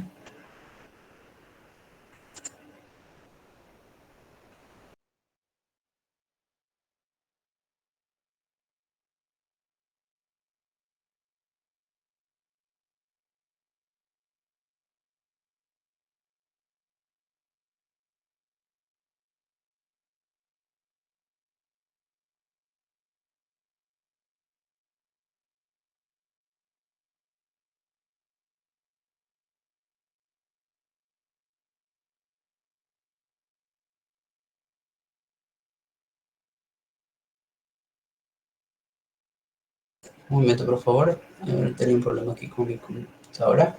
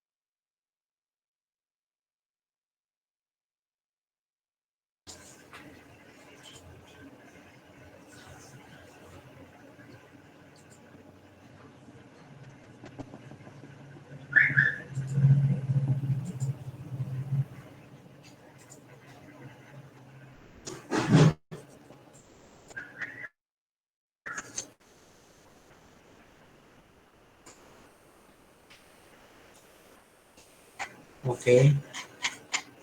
Ahí hubo una desfase, creo, por el video que se cargó. Ok. Entonces decía, o sea, sí me escuchan, ¿cierto? Sí, se te escucha. Pero Ok. ¿También se ve que estoy moviendo la diapositiva? Sí, sí se Sí, ve. Bueno. profesor. Ok, entonces,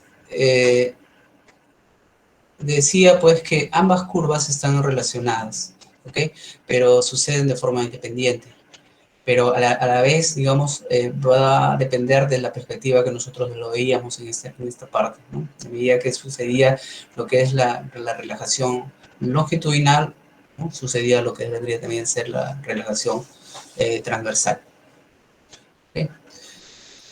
Bien. Veamos un poco lo que es la inducción electromagnética. La inducción va a ser lo que precisamente en este caso un imán puede estar girando, y esto va a conllevar a darnos un cierto tipo de señal, ¿no? Una señal que nos va a interpretar, digamos, se va a interpretar como ondas, ¿no? Como ondas. Entonces, esto nos sirve precisamente para interpretar lo que vendría a ser la lectura que vamos a tener en el plano XY de nuestra relajación transversal. Entonces, es lo mismo que esto, ¿no? O sea,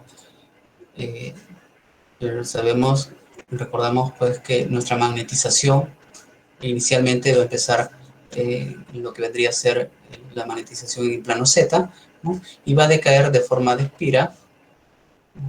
Creo que están mal las imágenes.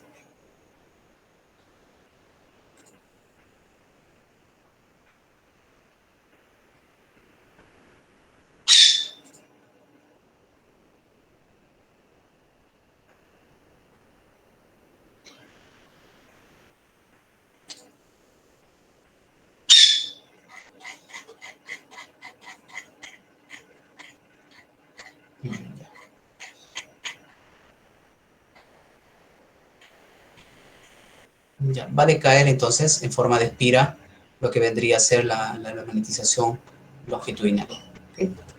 Ya, voy a evitar de ponerles los videos, que sé que están con algún tipo de error y me están botando de PowerPoint. ¿Ya? Entonces, vemos pues que... ¿Cómo estamos con el tiempo?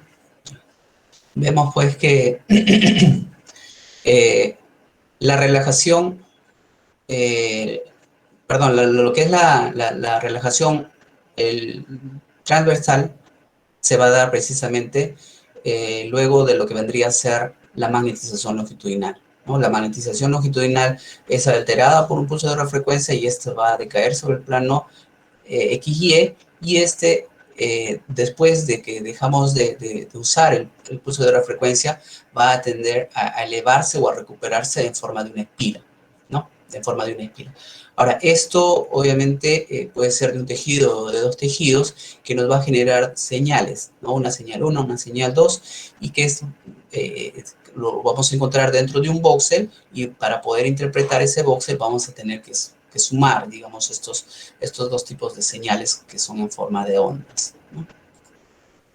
Bien, entonces, veamos un poco de lo que son los valores relativos del T2 estrella. Si decíamos que la magnetización longitudinal se va a recuperar, ¿no? Y se va a perder lo que es la magnetización transversal, va a generarse como forma de espiras y va a ir recuperándose de esta forma.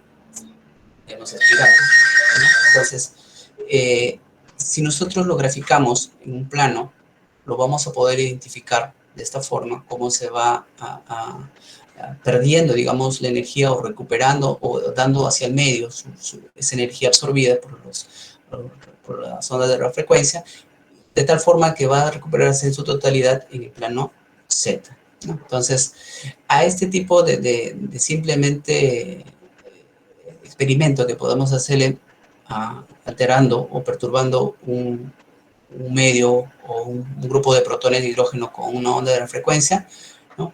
A este tipo de comportamiento de recuperación se conoce como el T2 estrella, ¿no? Y es lo que realmente nosotros vamos a medir con una onda en una antena, ¿no? Ahora, este T2 estrella va a estar muy influenciado por las homogeneidades del campo magnético, ¿no? así vamos a decir que este T2 estrella es más rápido que el T2 que nosotros vamos a aprender, como lo que vendría a ser la recuperación de la curva T2. Lo vamos a ver más adelante en unos gráficos, ¿ya? Entonces, si nosotros queremos ver un poco de lo que vendría a ser estos valores de T2 estrella, también son conocidas como el FIT, ¿no? El FIT es el decaimiento de inducción libre, ¿no? Es simplemente cómo nosotros podemos graficar o entender cuando nosotros perturbamos, en este caso con un pulso de 90 grados, a nuestro sistema, y este poco a poco va, digamos, dando una señal, nos va dando una señal al momento de relajarse, de recuperarse, ¿no? Y nos va a llegar un momento donde se va a llegar a estabilizar simplemente lo que vendría a ser el sistema. Se va a estabilizar, se va a quedar en un plano de equilibrio. Entonces, en otras palabras, el free es un sistema libre, ¿no? Que va a ser inducido por una onda de radiofrecuencia y esta va a decaer, ¿no? Va a decaer mediante una señal, ¿ya? Mediante una señal. Entonces, ese es el sistema de FIT. Ahora, aparte de este primer sistema que conocemos como el FIT, porque hemos mandado simplemente un pulso de 90 grados, podemos enviar otros pulsos, ¿no? Un pulso seguido de estos. Podemos emplear un pulso de 180, un pulso de 180, o tal vez otro pulso de 90. Entonces, veamos cómo se debe comportar un experimento si es que nosotros le aplicamos inicialmente un pulso de 90 grados. Al aplicarse un pulso de 90 grados, lo que va a suceder, ¿no? Es que, como dijimos inicialmente, la magnetización longitudinal va a caer hacia el plano transversal. En otras palabras, en el plano transversal se va a generar una magnetización transversal. ¿Okay? Entonces, como dijimos en un inicio, cada vez que hay un pulso de 90 grados, este pulso de 90 grados lo que va a hacer es simplemente ponerlos en fase, ¿no? Ponerlos en fase es ponerlos que estos espines o estos protones empiecen a precesar a una misma dirección, ¿no? Entonces, si nosotros lo vemos, digamos, en modo de vectores, cae hacia el plano transversal, ¿no? En ese momento se llama lo que es la coherencia de fase. Los corredores comienzan y tienen la misma coherencia de fase, ¿no? Todos empiezan en el plano XY, ¿no? Y empieza, digamos, mientras está el punto, digamos, mientras está encendido la onda de la frecuencia, esto va a girar, digamos, en el plano transversal. Pero si soltamos o dejamos de encender las ondas de la frecuencia, estos empiezan a desfasar, se empiezan a disgregar. Entonces, al separarse, dependiendo obviamente de su medio, también de su entorno, entonces vamos a tener, pues en algún momento determinado, que los espines, unos van a estar más adelante que otros, ¿no? Unos van a avanzar más, se van a desfasar más, van a ser más disgregados, y vamos a tener, digamos, en comparación con este tipo de carrera. Entonces, ¿qué pasa si nosotros le decimos de nuevo al sistema, ¿sabes qué? Les doy otro pulso de 180, les doy la energía, le digo, ¿sabes qué? Regrese. Entonces, lo que va a pasar es que este pulso de 180 se va a conocer también como un pulso de refase, ¿no? Entonces, si obligamos, dice, a los corredores a regresar 180 grados, o sea, a regresar, eventualmente el más rápido alcanzará a los más lentos, ¿no? Entonces, aquí tenemos nuestro primer pulso de 90 grados, ¿no? Que inicialmente mandó nuestra magnetización longitudinal al plano transversal. Estos se empiezan a disgregar, se empiezan a separar. Entonces, ahí mandamos nuestro pulso de 180. Mandamos nuestro pulso de 180. Lo que va a suceder es que estos espines van a tender a regresar, como se dice, van a volver a ponerse en fase. Y una vez que se vuelven a poner en fase, lo que va a pasar es que ya de nuevo van a tener este grupo de espines una coherencia de fase. Y esa coherencia de fase se va a llamar eco o señal. ¿Okay? Volver a ganar la coherencia de fase lo llamamos eco. ¿Okay? Entonces, tenemos un pulso de 90 que cae al plano transversal y luego tenemos un pulso de 180 o un pulso de refase y esto va a hacer que conlleve a una nueva coherencia de fase y nos va a generar un eco. Todo esto está sucediendo en el plano transversal. ¿Okay? Bien. Entonces, hemos empleado un pulso de 90, hemos empleado un pulso de 180. Entonces, si nosotros queremos graficarlo a estos pulsos, lo vamos a tener, perdón, vamos a tener, digamos, de esta forma, graficado de esta forma. Tenemos un pulso de 90 grados, vamos a esperar un tiempo, empleamos otro pulso de 90 grados, perdón, de 180 grados, y de acuerdo a otro tiempo, ¿no? Vamos a obtener un eco. Acuérdense que en el primer pulso habíamos mencionado que se va a dar el feed, ¿no? Que es el libre decaimiento de inducción por este pulso de 90 grados. ¿Okay? Entonces, el tiempo que va a pasar, en este caso, del pulso de 90 a este pulso de 180, lo vamos a llamar aquí como coquito. ¿Ok? Coquito. Entonces, este tiempo que da desde el pulso de 90 hasta el 180, ¿ya? Es un pulso inicial que va a ser el mismo tiempo en las cuales va a pasar del pulso de 180 hacia el eco. Entonces, en líneas generales podemos decir que desde el pulso de 90 hasta el pulso del eco vamos a tener dos coquitos, y en este caso va a ser el tiempo de eco. Lo vamos a conocer como tiempo de eco. ¿Okay? El tiempo de eco. O sea, desde el pulso de 90 hasta el pulso de eco que nos da, se conoce como el tiempo de eco. Y el pulso de 180, obviamente, es la mitad, ¿no? De este tiempo de eco que va a estar dada simplemente en determinado momento cuando nosotros queremos refasar nuestro sistema, ¿no?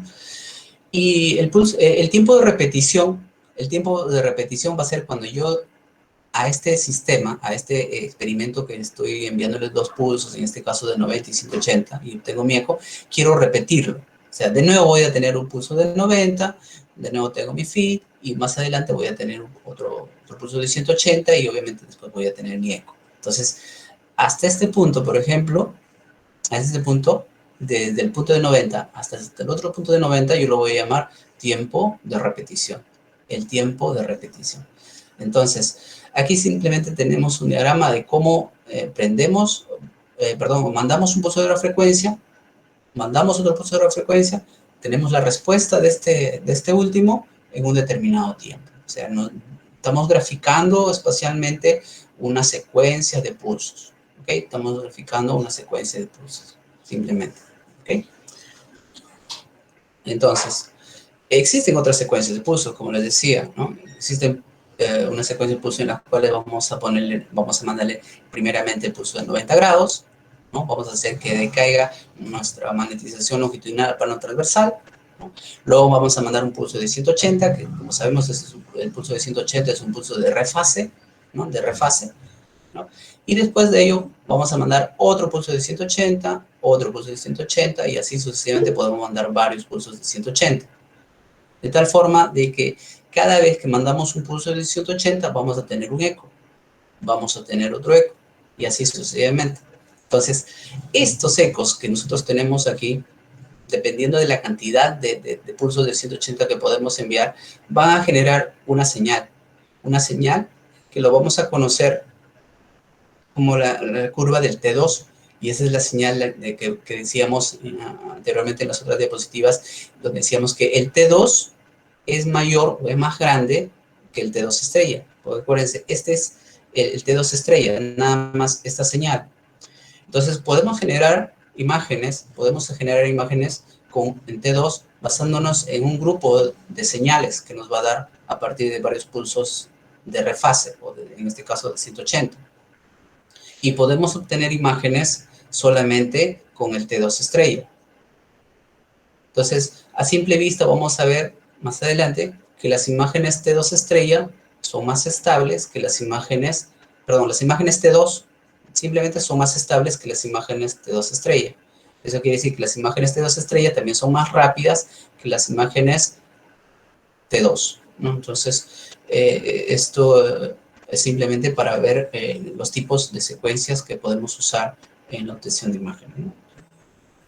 Acuérdense que en secuencia, el secuencia viene de una planificación de eventos, ¿no? Una secuencia de eventos. Entonces, de ahí viene una secuencia de pulsos. A veces, con definiciones simples podemos identificar a qué se debe una secuencia de pulsos o a una imagen T2 o una imagen, digamos, en T1, decía eso porque tenemos muchas veces a confundirnos, ¿no? Si hablamos de secuencia de pulsos, inmediatamente ustedes se dan cuenta, es un evento, es una seguiría de eventos,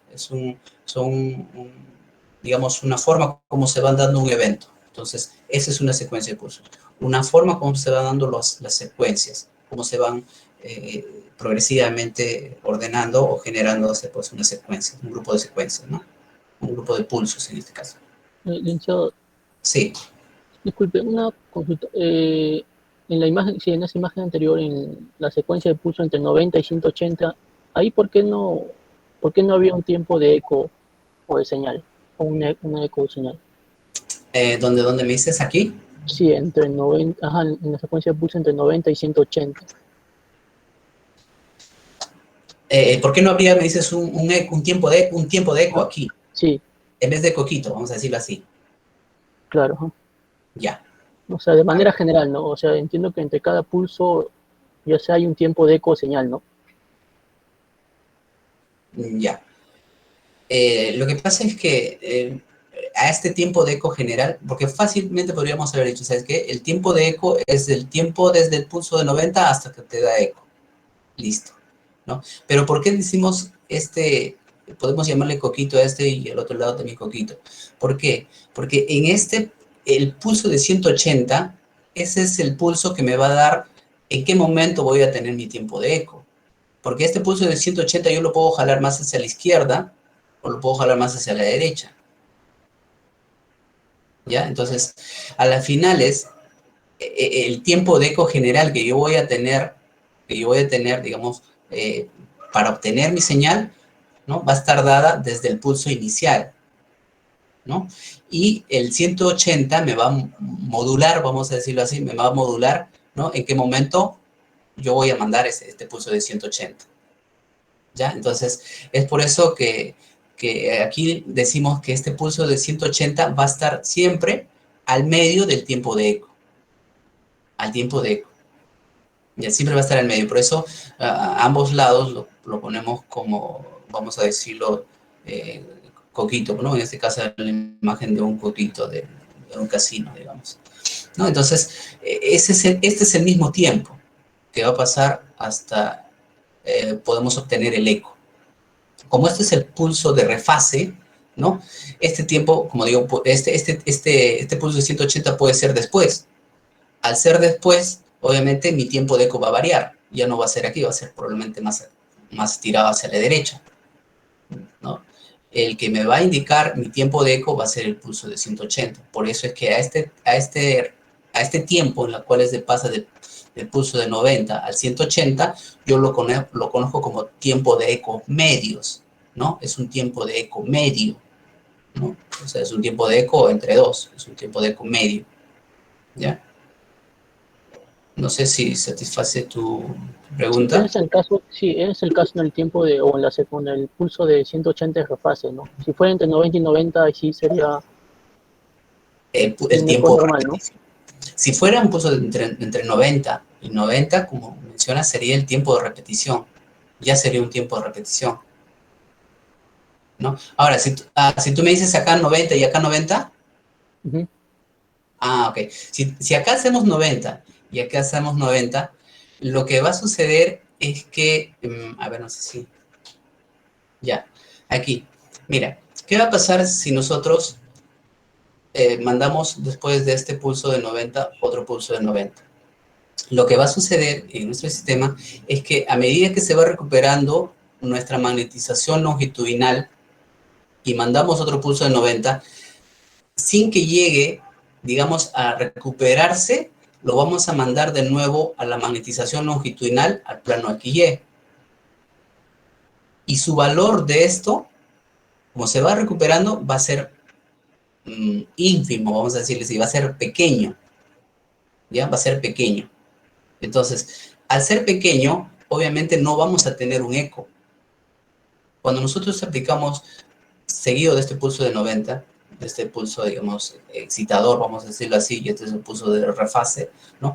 Si aplicamos varios pulsos excitador, 90 aquí, 90 aquí, 90 aquí, 90 aquí, no vamos a obtener señal.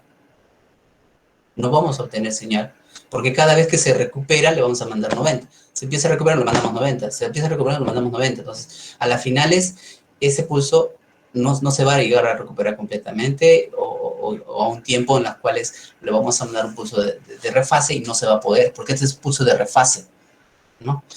Ahora, existe, cuando nosotros hacemos la resonancia magnética y queremos evitar movimientos, digamos, de la boca, empezamos a hacer una columna cervical, por ejemplo, y queremos evitar el movimiento de la boca que a veces afecta hacia lo que es la columna cervical. Entonces nosotros ponemos unas bandas de saturación que se conocen, ¿no? Y estas bandas de saturación, bueno, está, digamos, para que puedan entenderlo, está, digamos, realizado por puros pulsos de 90.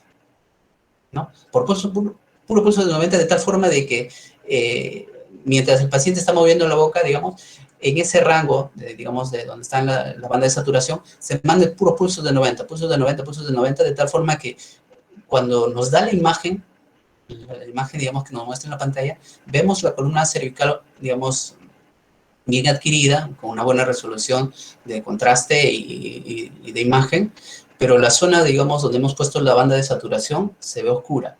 Hemos saturado ese tejido, digamos. ¿Para qué saturamos? Para evitar, obviamente, saturamos también el movimiento.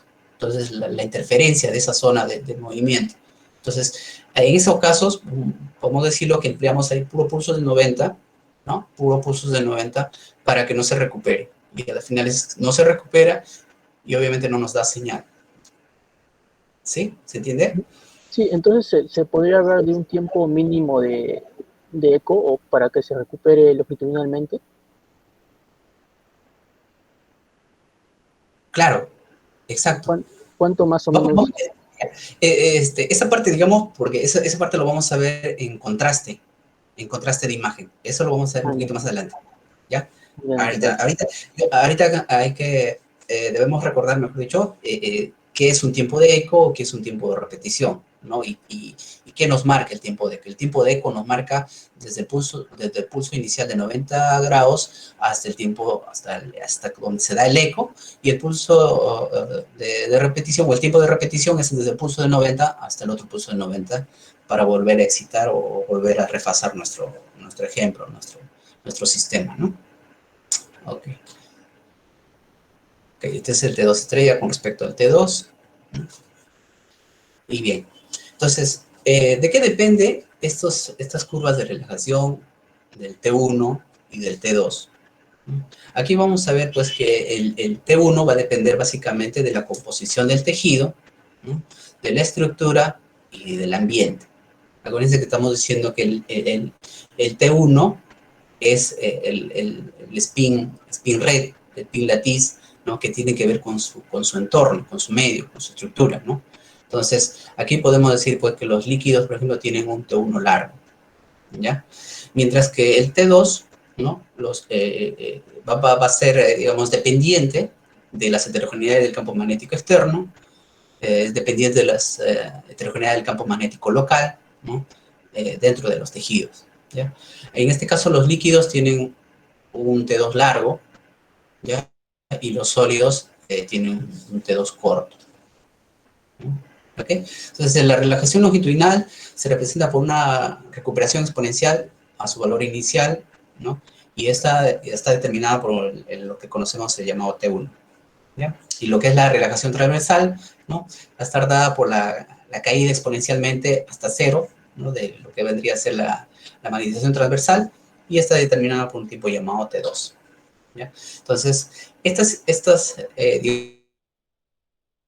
de recuperación de la recuperación de la magnetización longitudinal, ¿no? Y de lo que vendría a ser la relajación transversal, ¿no? Eso lo vemos en la ecuación de Bloch. Bloch describe este principio, ¿no? De lo que vendría a ser la magnetización en Z, ¿no?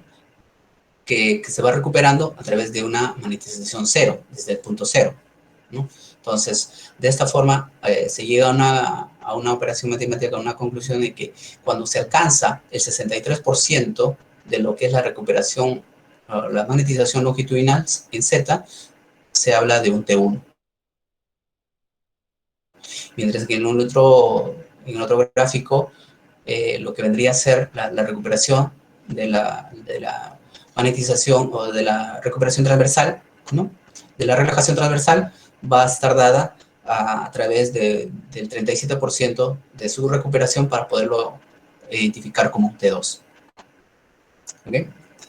Aparte de lo que vendría a ser el T1 y el T2, vamos a ver más adelante que el grupo, digamos, de protones dentro de un voxel va a estar determinado por un tercer parámetro, que es la densidad de protones, ¿no?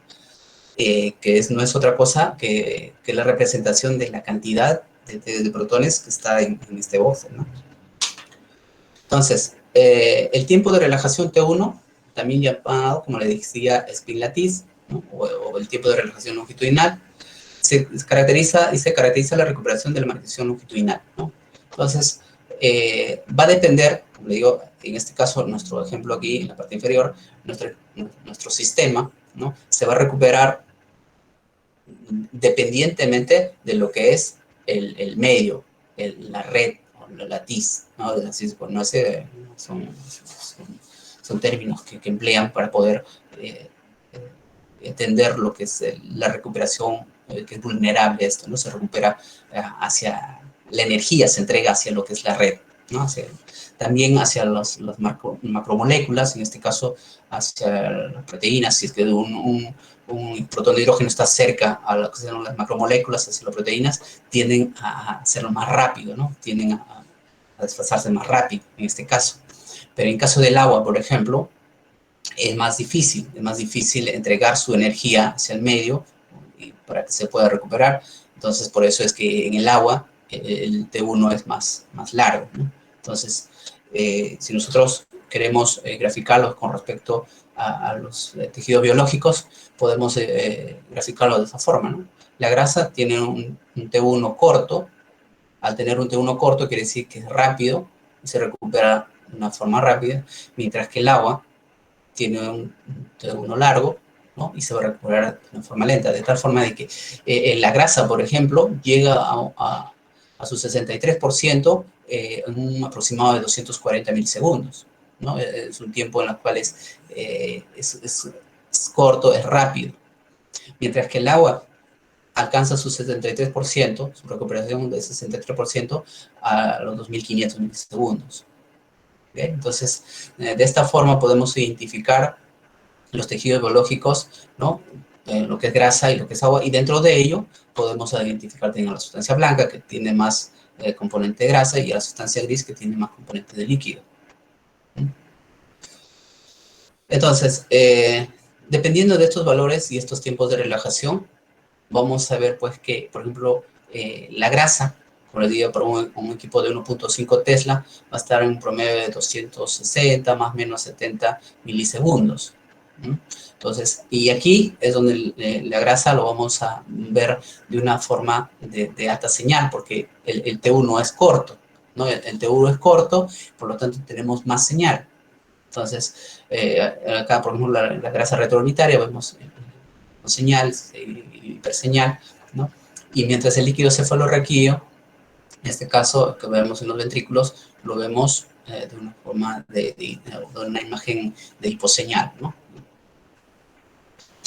El T2, también llamado spin-spin, o protón, porque dependiendo de ellos, va a depender su relajación, ¿no? Su relajación. No es lo mismo tener, digamos, al costado entre protón y protón a una macromolécula, o al costado de un protón que tenga en el agua, ¿no? Que esté en el agua y tenga otro protón de agua. Entonces, la pérdida obviamente también va a ser más, la relajación en este caso va a ser más prolongada en caso del agua, ¿no? Van a tender a desfasarse, digamos, más lentamente, en este caso los protones de agua en una relajación T2. En cambio, un tejido sólido o una molécula de agua con una macromolécula va a tender a relajarse más rápidamente, ¿no? Entonces, de esta forma, vamos a tener pues que el tiempo T2, por ejemplo, el agua va a tener su tiempo de relajación más prolongado y de la grasa va a ser más corto, ¿no? Va a ser más corto.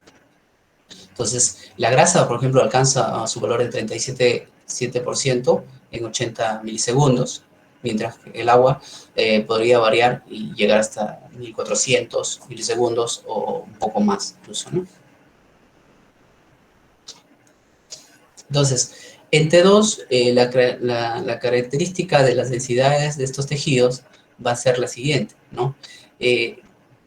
Como la magnetización, como el tiempo de relajación del T2 es prolongado, es largo, ¿no?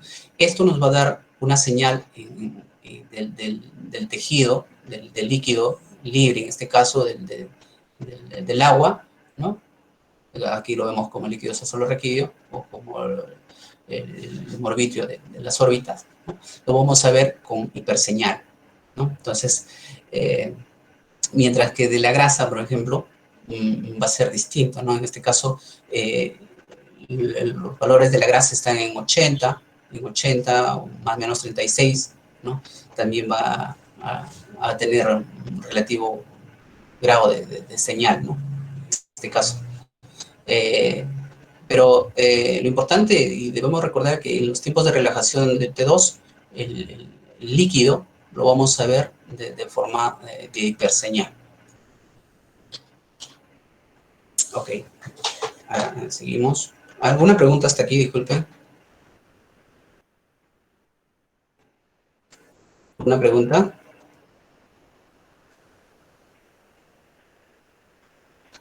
Bueno. Licenciado, en el momento magnético que mencionó sobre el protón y que generalmente para en lo que es en resonancia magnética se prefiere que sean impares, ¿no? ¿Es igual también con el número de masa o es indiferente? ¿O sería más con el protón más que nada? No, más que nada es con los protones. Hablamos de los protones, ¿no? Ahora, como digo, a veces un núcleo puede ser inactivo, magnéticamente inactivo, ¿no? Y en este caso es cuando sus protones, vamos a decir, los protones tienen el mismo número que los neutrones, ¿no? Entonces, siempre tiene que haber ahí una variación de estos protones para que puedan ser magnéticamente activos, ¿no? Entonces, en el caso del hidrógeno, por ejemplo, tenemos pues que el hidrógeno tiene un protón y es un impar, ¿no? Entonces, partiendo de ahí, pues vemos pues que el hidrógeno es magnéticamente activo, ¿no? Así es. Gracias.